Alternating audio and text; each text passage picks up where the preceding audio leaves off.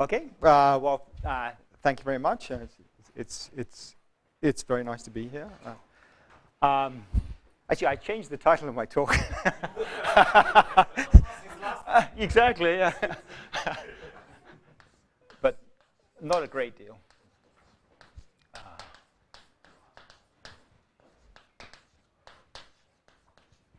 It's not a dramatic change. Okay, so I guess I should say right off the bat, this is joint work with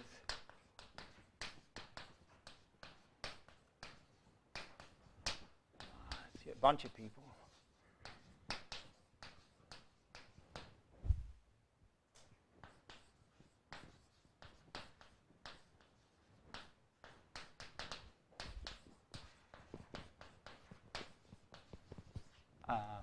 Yeah, so it's joint work with Morgan Brown, Roberto Svaldi, and Runpu Zong. Okay, so there's a question I've been sort of curious about over the years. I'll give as a sort of motivating question, although this is sort of an attempt to answer that question, which actually doesn't work very well, but anyway, never mind. But I still think it's an interesting question. So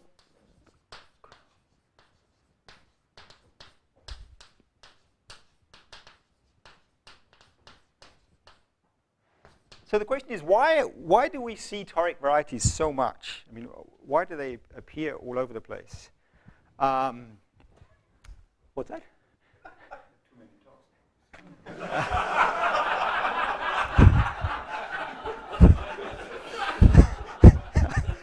Thanks.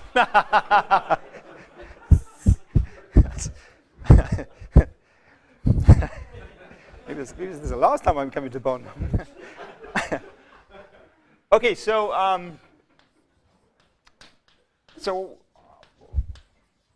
what I want to do is look for a geometric characterization,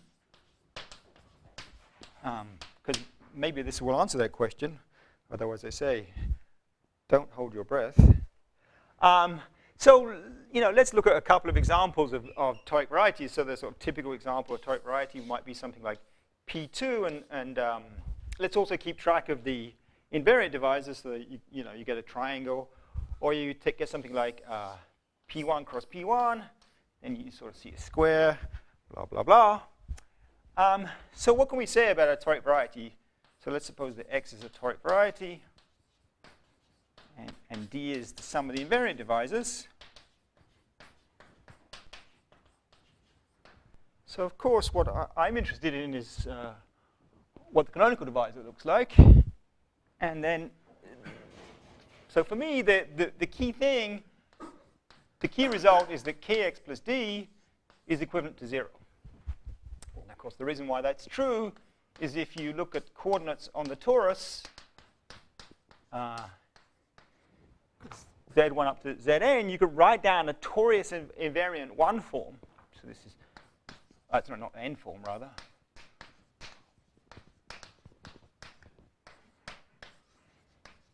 And it has simple poles, just by direct calculation,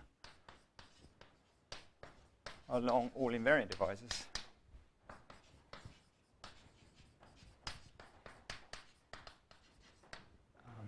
Obviously it has poles along Z1 up to Zn, as it were. And so this basically follows.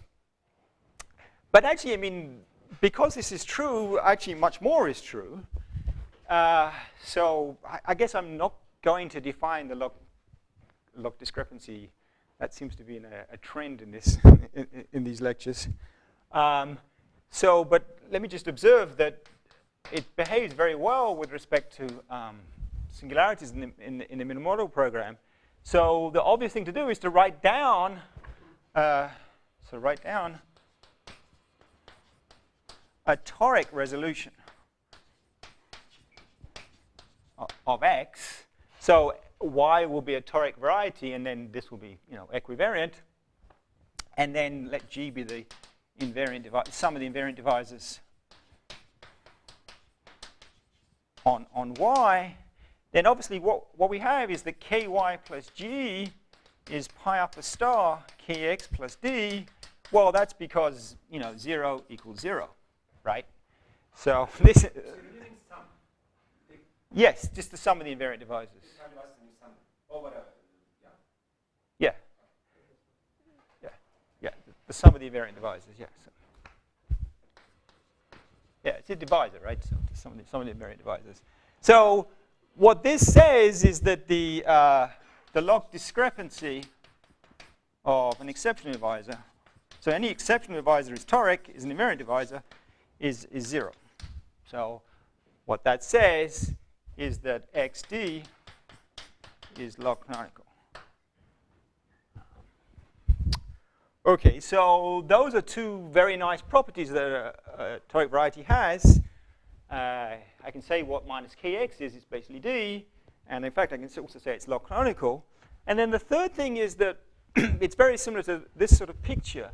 You know how many invariant divisors there are. So d, the number of components of d, is the same as the dimension of x plus the, well, let's say the Picard number of x. Let's say x is q factorial or something. So let's say that's n plus rho. So here you've got p2, so its dimension is 2, Picard number is 1, and there are 3 invariant divisors. Here you've got p1 cross p1, so dimension is 2, Picard number is 2, 4 invariant divisors. And then, this holds in general, and it's very easy to see this from the description of a toric variety as a fan, right? Okay, so having said all of that, oh, I see it. So I just want to give a definition.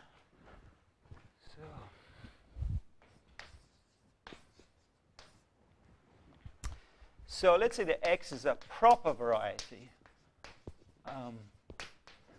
That might sound a bit fanciful, but of course, most toric varieties are not projective. So if I'm going to characterize toric varieties, I mean, even if they're proper, they're not projective. So it makes sense to say proper. X delta will be a log pair. So this is in all generality. So I guess I want this guy to be normal. So in particular, x will be normal. And of course, so delta, more often than not, if I write delta, I'll think of having fractional coefficients. D will be something with coefficient 1. So this will be, in complete generality, let's say it's R Cartier, an R linear combination of Cartier divisors. Okay, so I'll define two numbers. The complexity, oh, I see. Before I do that, okay, I can't erase anything. I better not make mistakes. So let's see, introduce 3 invariants. N will be the dimension of x.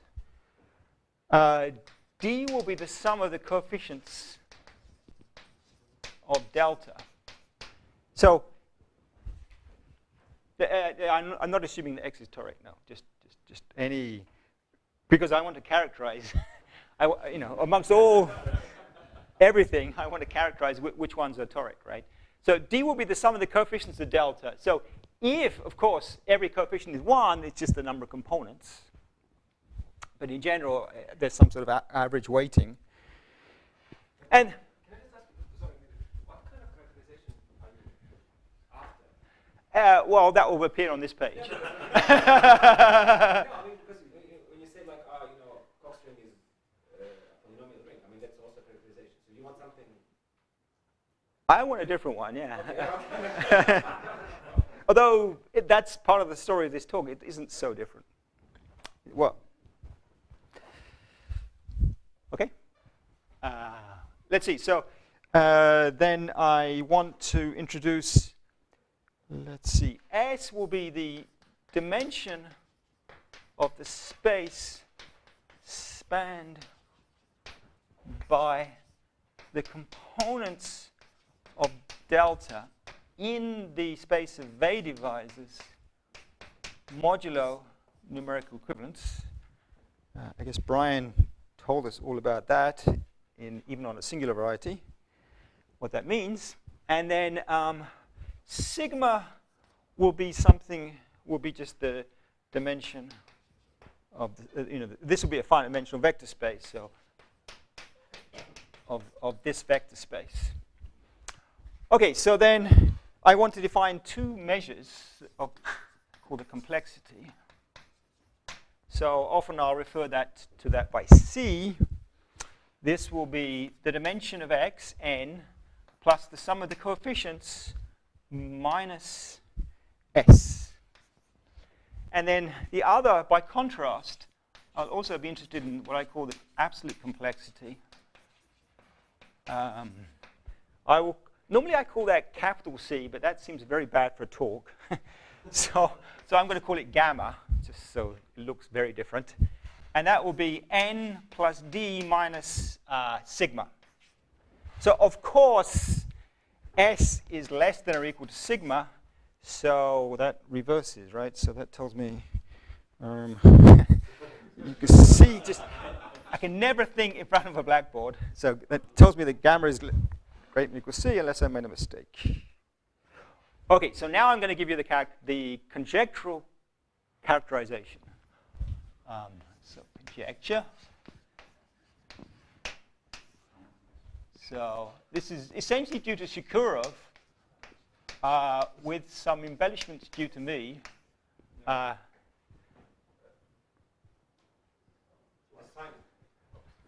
That's wrong. There you go, great. This way? I guess it has to be, right? So yeah, so this conjecture is due to Shkurov that I added epsilon. Presumably, if there's a mistake in the conjecture, it's whatever I added. So let's see. So x will be proper. Again, that might sound fanciful, but most toric varieties are not. Even if they're proper, they're not projective. X delta will be log canonical, so it's a log canonical pair. Minus kx plus delta is nef. So e.g. numerically trivial, as in kx plus d, which is equivalent to 0. So C will be the complexity, and gamma will be the absolute complexity.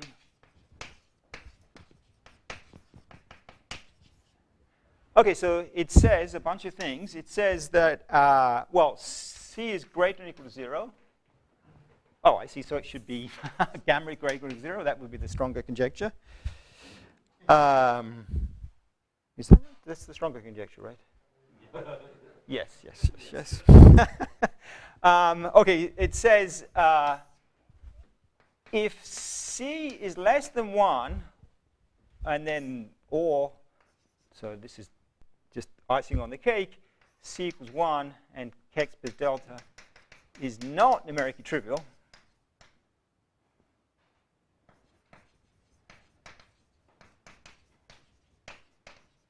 So that's kind of like the boundary case. Then xd is toric. And where did I get d from? Well, all but one component of d is a component of delta. So the complexity is a measure of how complicated our guy is. It's always non-negative, so you just shift until that's true. And then if the complexity is small,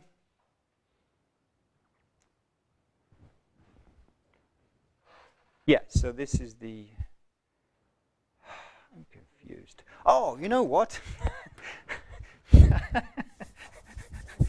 No wonder I'm confused. There we go. I just, no. It's just, I'm really confused. Oh, that is wrong. I knew there was a mistake. There we go. Okay. There we go. Okay, that's the stronger conjecture. Right? Yeah. Okay. So if C is less than 1, then it's a measure of the complexity. It's always non-negative. You just shift until that's true. So that's the conjecture is that 0 is a lower bound. If the complexity is small, then your guy is not such a complicated object. It's a toric variety, and then there's an invariant divisor, and most of the components of D are in fact components of delta. And okay, so one thing that's very special about toric varieties is that they're rational. So you can say a little bit more.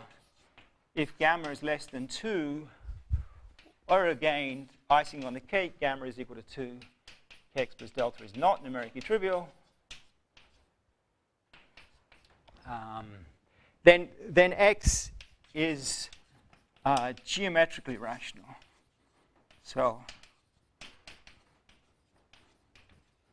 what I mean is that I've been a little bit coy about this. I allow myself the possibility that I don't work over a non-algebraically closed field. So I'm not saying, but when I want to get rationality, I'm saying that I need to work over the algebraic closure. So in particular for 1, what I'm saying is that even over a non-algebraically closed field, sorry, for 2, even over a non-algebraically closed field, it's a toric variety.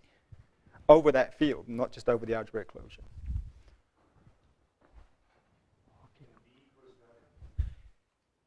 No. So it says if kx plus delta is numerically trivial, if I have the conditions on delta, then x is toric, and then of course there's an invariant divisor. So that's what I mean by xd is toric. That this is the toric variety, and this is and then, but the components of D, the invariant divisors, all but one of them is a component of delta. So you can't read that, huh? So actually, let me just give you an example, and then maybe it will become clearer what the content of that statement. Well, it's not, oh God, here we go. Thanks.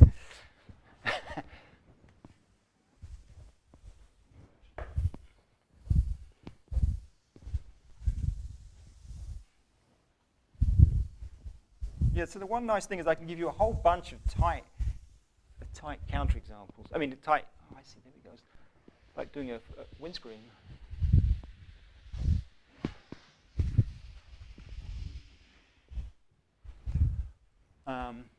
Okay.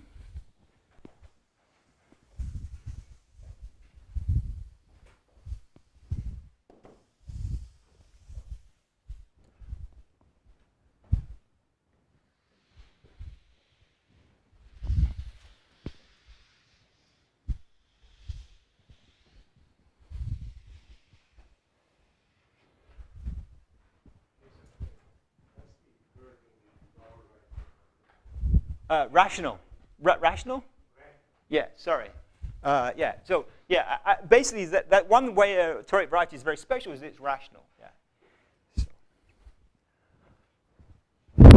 Okay, so let me give you some examples, and it will sort of show you why a lot of the hypotheses are unnecessary. So maybe the simplest example would be to take P2, 2 lines, and then let's say half a conic, C. So just a picture, 2 lines, conic. C. So the 2 lines are coming with coefficient 1, but the conic comes with the coefficient half. Of course, this looks like a toric variety, and 2 of the components of my invariant divisors are components of delta, but the third, I have to replace it by a line, right? So all but one component of D is a component of delta. And of course, this is just a practice computing the complexity. So the complexity is, which is the same as gamma, is 2 plus 1 minus 2.5. So that's a half. Sorry, can I ask a question? Have you said what is D? The pair xd is toric, by which I mean x is the toric variety and D is the sum of the invariant divisors. Aha.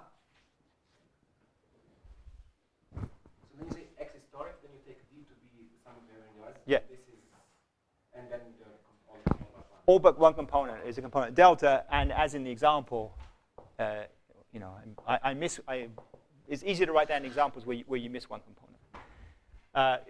That won't be the case if the complexity was 0. Then every component of D is a component of delta. Well, conjecturally. -2 -1. Have I made a mistake again? No, that's fine. -1. 2 plus 1 minus 2 minus 1. What?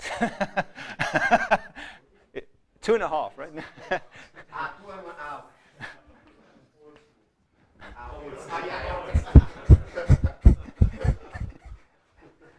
Okay, so let me give you an example to show that I need this thing about C, you know, the boundary case, C equals 1. That's sort of what's interesting. So let's suppose that you start with the standard example of a toric variety. Okay, so that's toric and the complexity is 0. Oh, obvious thing, yes, example 0, xd has complexity 0, toric variety, right? Okay, so let's start with P2, 3 lines, complexity 0. How do you get something that's not a toric variety? Well, let's blow up a point. That's still a toric variety. So then the picture looks like this, and of course you've got F1. That's still toric. And again, the complexity is still 0. So let's blow up this point, and well, that's still toric. You have to keep going a little bit. But now you can do something different, because this is a -1 curve, this is a -1 curve, this is a -1 curve. So this is again toric, but if I blow up this point, then I'm stuck, right? I'm losing the ability to move things around. So, and if I blow up this point here, the coefficient when I pull back is 0. So the complexity here is 1. And of course, this is not toric. These are. But the first time you blow up a point which is not, you know, a torus invariant point, and everything is rigid, then this guy's not toric. Okay, and then of course it's numerically trivial. So, okay. So now what about this thing about rational? So take your take your favorite curve which is not rational. So how about this guy over R? So you know, take it in P2. So I mean, take the closure in P2. So you get a curve C, which is genus 0, but not rational. And of course, I can find a point on it, but you know, a point and its complex conjugate. So this is again complexity equal 1. Now I'm confused.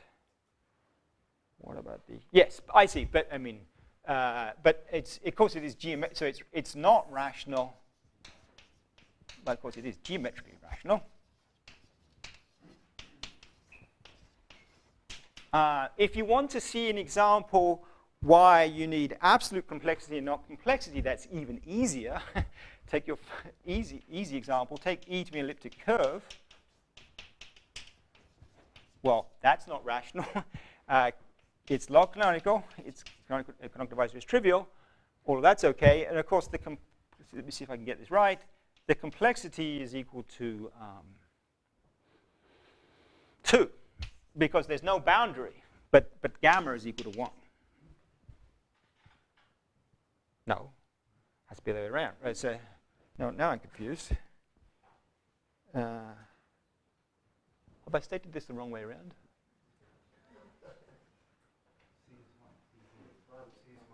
Oh, C is 1, gamma equals equal to 2. There you go. Okay. So let's see. So what about replacing Nef by pseudo-effective? That doesn't work either. What's the example for that? Oh, I see. So that's the complexity can be arbitrarily small if you drop Nef. So take something like Fn.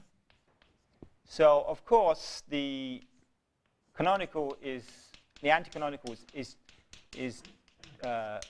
this, so it's equal to minus kfn. So I guess the picture would be 2 fibers, section infinity, the zero section. Let's say this is the negative section. But you see, E0 is equivalent to n fibers. So n fibers, n plus 2, I guess, right? And then plus E infinity. So minus kfn minus f1 plus fn plus 2, even minus infinity. This guy is log canonical and effective. But of course, the complexity is arbitrarily small, right? Because the sum of the coefficients is obviously going to infinity as n goes to infinity. So I cannot replace nef by pseudo-effective. Finally, if you're worried about log canonical, just take this picture and contract the negative section, and then you'll get something which is numerically trivial, arbitrarily small complexity, but it's not log canonical because when you blow up, you'll get coefficient 2. Let's see. There are a couple of examples in higher dimensions. Just let me point it out. You maybe can just play around with it yourselves. If you take a quartic in P4, threefold, that of course we just don't know anything about these guys, right?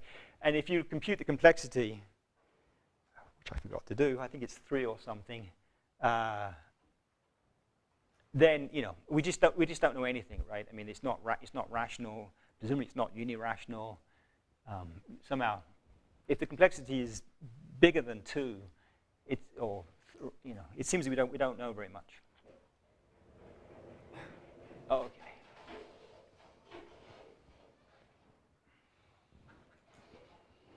Okay.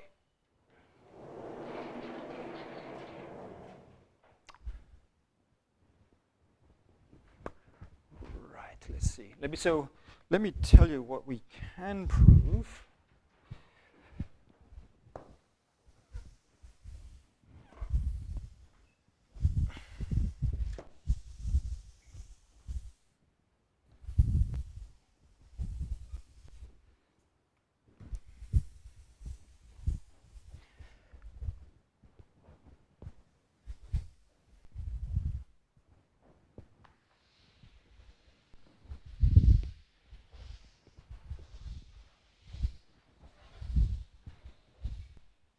So it turns out that Roberto and I were working on this problem together, writing some stuff up.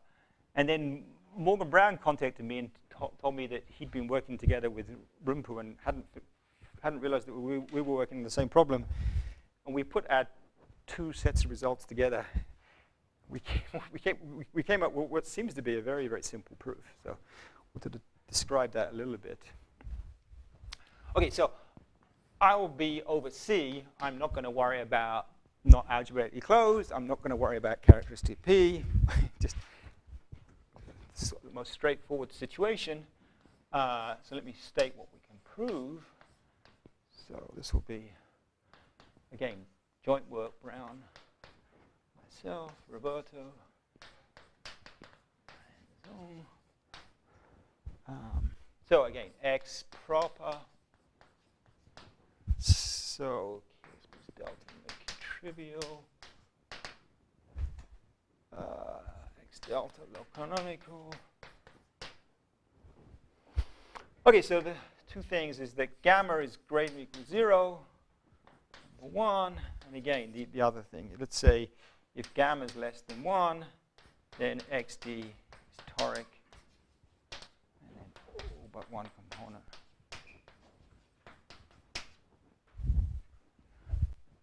D is component of delta. It is numerically trivial. I mean, this is the easiest case. Although, when I state the next result, you'll begin to see why we hope that the other case is not so hard.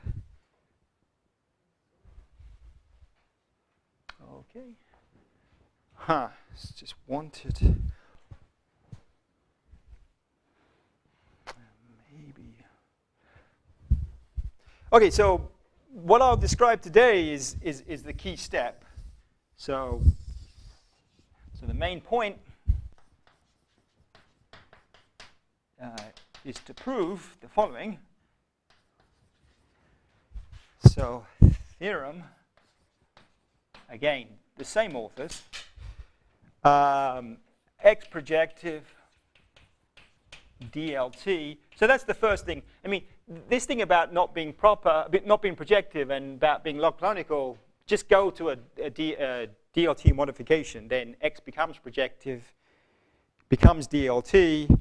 If you can prove your guy upstairs is toric, then your guy downstairs is toric, because any contraction from a toric variety is a toric variety. They're just kind of indestructible in that sense. So yeah, you can assume that X is projective. It's DLT because we have MMP. And then, so if then the statement is that if gamma is less than 1, then X is a Murray dream space. Okay, that's where the Murray dream space comes into it. And the point is that once this is true, it's really over.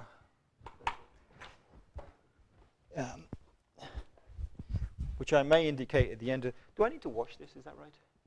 It's. If you want to. Okay.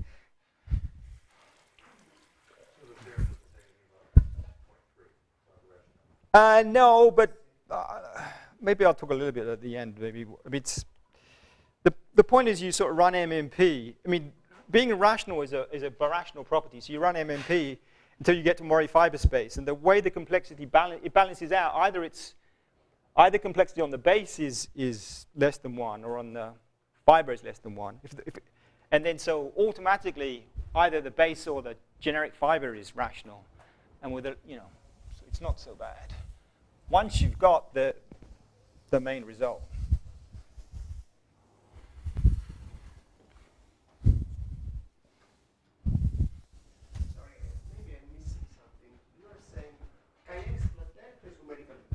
Yes. But with this partial assumption, you see that Kx, x delta is toric, so also Kx plus d is numerically trivial. Right? Yes, that's right, yes. So there is one component which is numerically trivial in the boundary. I don't understand. Well, I mean, delta could have fractional coefficients, right? I mean, yeah, okay. I mean, I could take P2, P2 with lots of lines with different coefficients that sum to 3. Yeah. Okay, so how would you prove this? Well, the idea is to, or maybe not going to call it the idea. Okay, so the strategy is that there will be an idea. So find theta such that minus kx plus theta is ample, and x theta is KLT, because then it's log Fano, and then it's a Murray dream space. I don't know in general how else you're going to prove something is a Murray dream space. Okay, so here's the idea. This is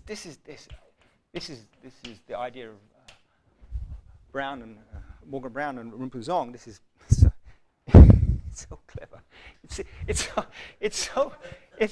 just it's a trick I use myself, but I was amazed that this trick works. So let's just call.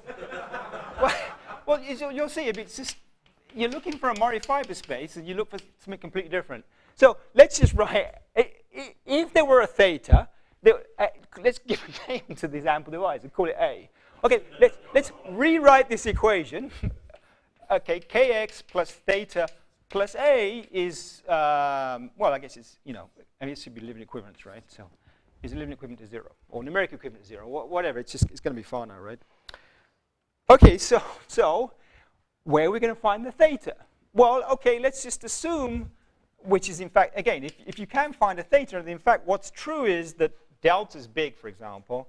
So what's reasonable is to take theta to be some delta prime less than or equal to delta, and of course greater than or equal to 0. Right? This just seems kind of silly. But that's a reasonable thing to try. So the idea is just to fix A and to consider pairs.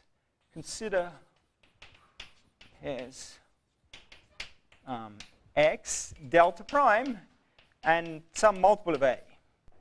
So the thing is that the other thing about ample, I mean, your guy might be some ample, but you know, if you're giving me an ample divisor, I can sort of take some large multiple and eat up any other ample divisor. So it's actually, you must just assume it's the same ample divisor. Oh, that's the trick. The trick is would be to find delta prime. But that's the idea. So this is the idea, right? So the idea would be that to look for a delta prime between 0 and delta. But then I don't understand the sentence, consider pairs. I mean, what do you mean by consider pairs? Okay, I haven't finished yet. So delta prime is less equal to delta. T is a real number greater than or equal to 0. So you vary both delta prime and T? Yes, yes, yes, yes. And so the other thing is that, so this is where it gets strange, because you do the opposite of what you think you should do. So you want to look this guy to be pseudo-effective.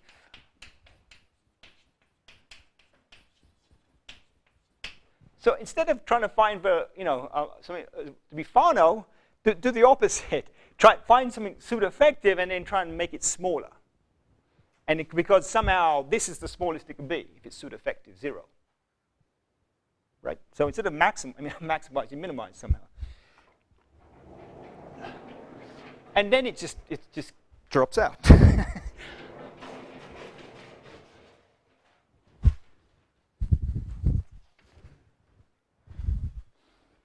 Well, you see, I mean, so again, as I sort of mentioned, we know a lot about such pairs. If it's pseudo-effective, then it's effective. That's the non-vanishing theorem. And you know, it has a minimal model, and it has a nice Zariski decomposition, and all sorts of things are true. So it's not so bad.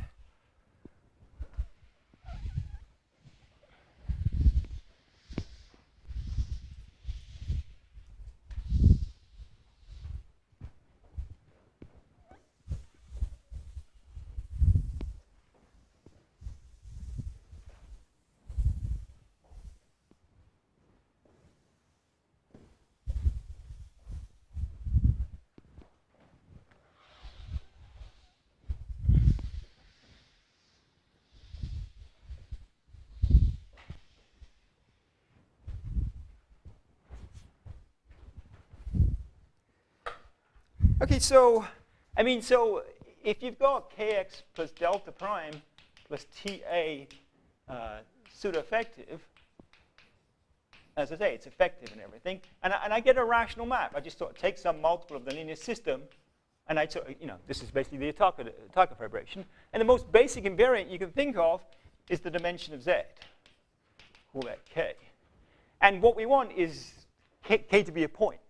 Just the, you know, it make it trivial, right? So our goal is to minimize k. I mean, just to make k small.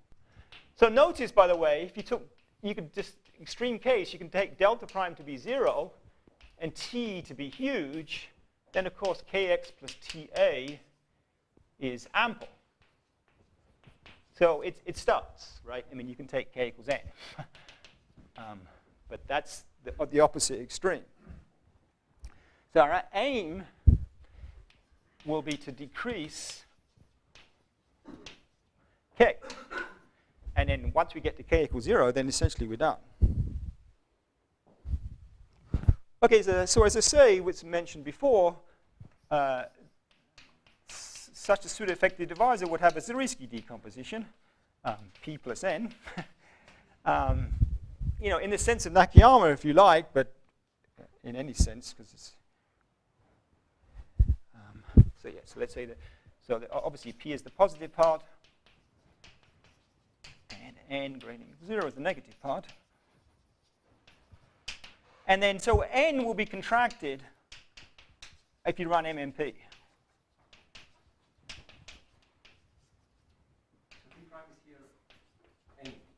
Hmm? T prime is any positive or Any what, sorry? any positive such as K plus delta plus T prime? Yeah. You start with anything, and then you keep trying to decrease k. In most end steps, we'll be done, right? Okay, so I claim two things. Oh, I see what you're saying. Sorry. Yeah, the prime went for a wander. Yes, thank you. Oh, I should say. Have you chosen delta prime? You start delta? Zero. Okay, delta prime is zero. Yeah, if you like. At the beginning, it's 0, but it will rapidly get very close to delta. I should say the other thing. I'm going to assume. I should have said this right from the beginning. Just say this. I mean, I'll assume that we know that gamma is always non-negative. I mean, this will be part of the induction, but just to explain it today, I'll assume we know that part.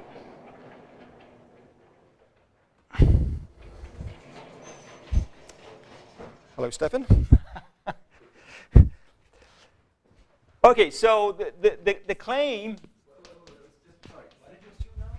From the beginning. I'll assume that we know the part of the conjecture that the complexity is always non-negative. I mean, that will be part of the induction, but just to explain the main point of the proof, I'll just assume that I know something already. The theorem that you stated, you do not actually assume. Or do you? Not the second one. No, it's I mean, there'll be something part of big induction. If that won't even be a theorem, it will be a lemma or whatever. And part of the induction will be to prove this, assuming that gamma is greater than or equal to 0. Yeah. but for the simplicity now you're just assuming. Yeah. In the simplicity, I'll just assume it. Okay. So there are two claims, which aren't so hard actually. So the first is that this is a key point. Every component of n is a component of delta. Okay. Well, suppose not.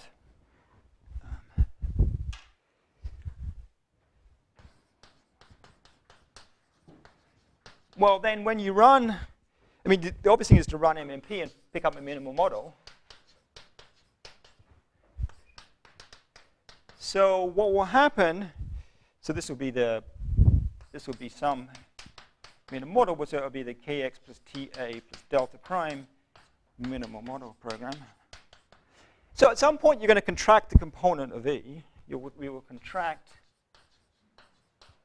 a component. So every component, let's say E of n, contract a component E of n, which is not a component of delta.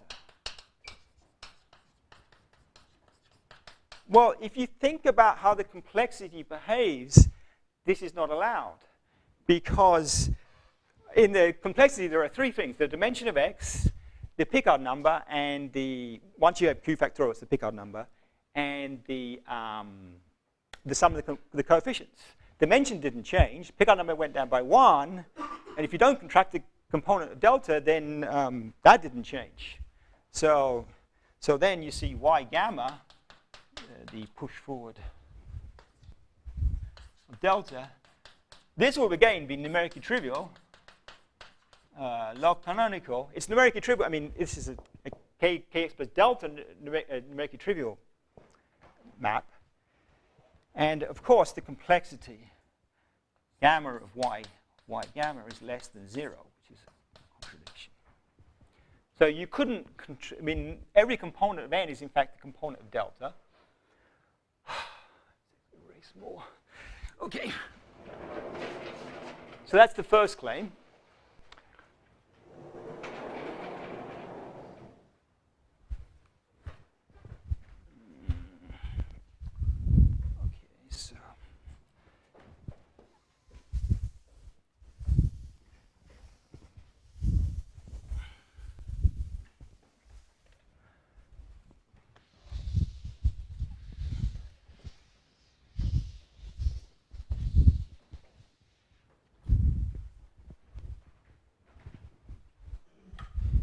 And then the second claim, which is just convex geometry, is there exists delta double prime such that, well, the corresponding n is 0.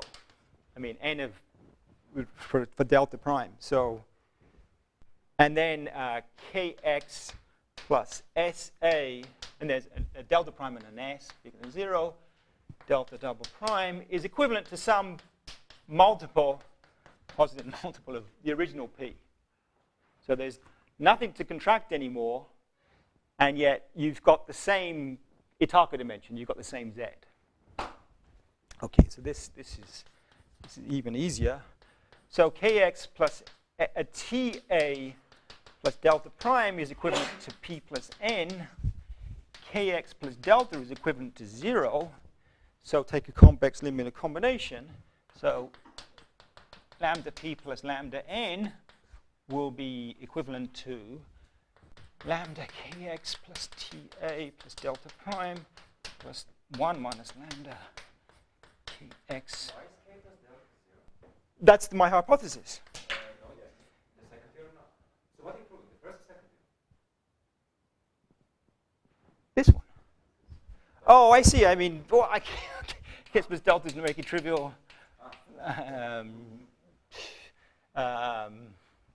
Log canonical. Yeah. Just DLT. Okay, DLT. Wait a second. So you assume that x is DLT or that x plus delta is DLT? Kx plus delta is DLT. Yeah. Okay, so then you see this is kx plus lambda ta plus lambda delta prime plus 1 minus lambda delta. So I'll take lambda very small. So then I take delta prime to be 1 minus lambda minus n. And then if lambda is very small, this is effective. Because every component of n, so minus lambda n, every component of n is a component of delta. So if lambda is very close to 0, this is basically delta. And then I can subtract lambda n and still get something effective. So basically I just cancel, I look at this equation and I cancel n into here. And then so s will be lambda times t. And then what's left over is, of course, lambda times p. So What is delta prime? this convex linear combination, Yeah. and then absorb the lambda n into it. Because it's plus lambda n. Minus. Take lambda n over the other side. So then I get lambda p is this minus this. And this is effective. Because every component of n is a component of delta, and then if lambda is very close to 0, this is very close to delta.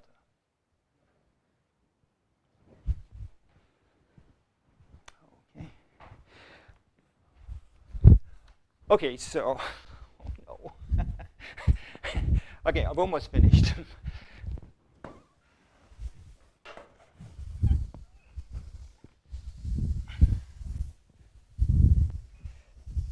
So now,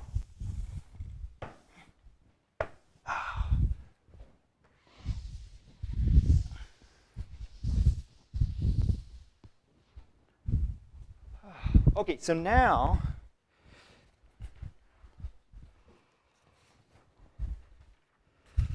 so if k equals 0, then done, right? Because then p will be 0. So otherwise, I even got rid of n, you see. So otherwise, I go to a minimal model of x, call it x prime. This will be an isomorphism in codimension 1. There's no n. There's nothing to contract. And then my guy there's a morphism to the ample model, to z. And now you see the final claim, is that some component of delta is vertical. It doesn't dominate z. But this is, again, this is not hard, because if you look at f be the general fiber, and look at the restriction f delta to f, if everything was horizontal, this would have complex, so general fiber. So if all components of delta are horizontal, dominate z, then the complexity gamma f delta restricted to f will be less than 0, and that's a contradiction. Well, there's a slight cheat there, but I'm going to ignore that, given time. And so, okay, so there's some component, let's call it B, which doesn't dominate Z. Okay, so now I draw myself a picture, the usual sort of convex geometry picture. There's some cone about, I mean, not maximal dimensional, about my point, TA. And there's some point outside, which is kx plus delta minus bb. This is not pseudo-effective, this is pseudo-effective. This is a pseudo-effective cone. And what I claim is that you join the line between these 2 points, there's a point on the boundary. Because basically, you know, on x prime, you see that kx plus delta prime plus ta is pulled back from z. And so it's big, and then, you know, but as I go towards here, it's obviously not big, so I must hit a point at the boundary. And then that's going to, I call that kx plus sa plus delta double prime. And I decrease the dimension. Because now the divisor that's pulled back is no longer big. And with that, I will finish.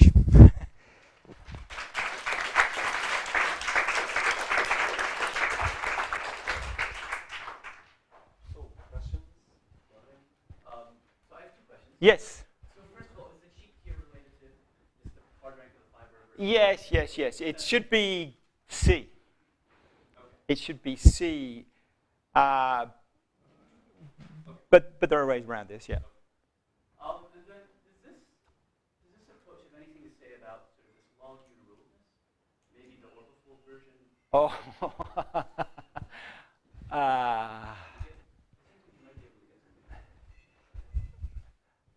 That would be so nice, right? But I haven't thought about that. Maybe. Well, there is something I'm very curious about that is sort of alluded to a little bit right at the beginning when I gave you those examples. There is another measure of complexity in this whole story. If you have a T variety, an action of a torus, you can look for the, given any variety X, you can look for the action of a maximal dimensional action of a torus on that variety and call that the complexity. So, I mean, the codimension, the complexity. So a toric variety would have the torus of maximal dimension. And it seems that this story is related to what's going on here, but not the same. But it might be worth investigating the relation because it might have something to do with these sorts of questions.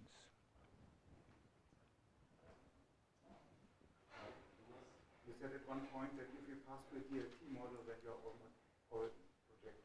Yes. Because you go to any log resolution, Chow, okay, go to Chow's lemma, go projective, go to log resolution, run MMP, you never lose projective. Yeah. But when you go to an aspect, I mean, projective, the condition doesn't, when the complexity condition,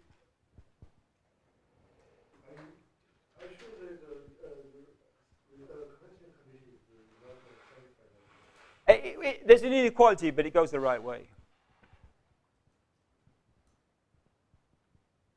Yeah, for example, this is, I should have mentioned that there is previous work on this. For example, so there is work of Cheltzer who did the case Picard number 1 that's related to this because the next step is just to take spec of the Cox ring.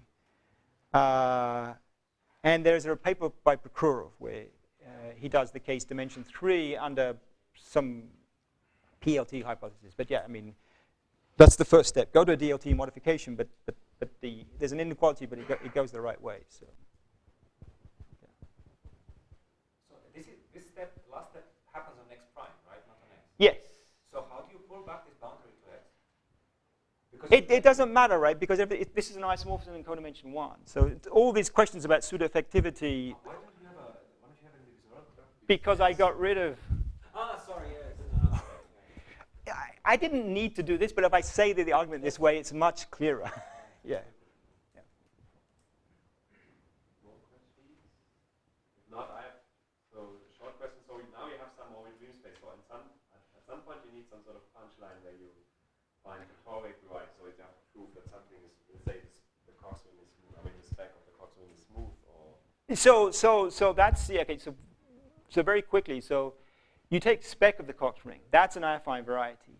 Then the components, the delta, give you a divisor on the Cox ring, and then the number of components is the dimension of that spec is n plus rho.